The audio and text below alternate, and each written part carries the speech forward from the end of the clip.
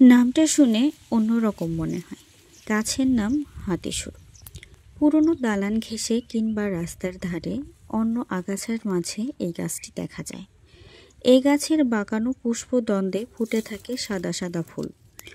গজদন্ত অর্থাৎ হাতির দাঁতের মতো শুভ্র এই ফুল। আসসালামু আলাইকুম, welcome to my channel sweet and simple বিউটিতে। আজকে আমরা হাতিসুর গাছের সঙ্গে পরিচিত হব এবং এর গুণাগুণ সম্পর্কে জানব।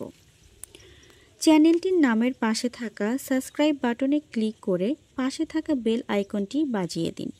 ভিডিওটি ভালো লাগলে লাইক, কমেন্ট এবং শেয়ার করে উৎসাহিত করুন। গাছটি আগাছার সঙ্গে এখানে সেখানে জন্মায়, তাই সাধারণের দৃষ্টি এড়িয়ে যায়। মোটামুটি 1 থেকে 1.5 ফুট লম্বা হয়। গাছের কাণ্ড ফাঁপা, নরম। সারা দেহে ছোট ছোট রোম আছে। গাছের ওপরের দিকের কাণ্ড চৌকো এবং নিচের দিকে অপেক্ষাকৃত গোলাকার। এতে সারা বছরই ফুল ফোটে, তবে বর্ষাকালে বেশি ফুটতে দেখা যায়।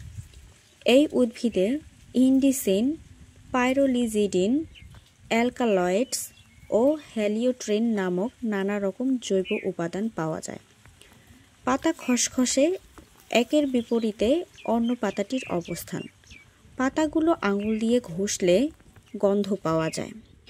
হাতিসুর গাছটি আগাছার মাঝে জন্মালেও বেশ উপকারী।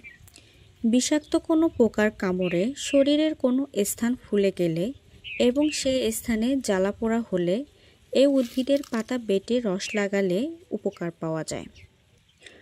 আঘাতজনিত ফোলায় পাতা বেটে অল্প গরম করে লাগালে ফোলা এবং ব্যথা কমে যায়।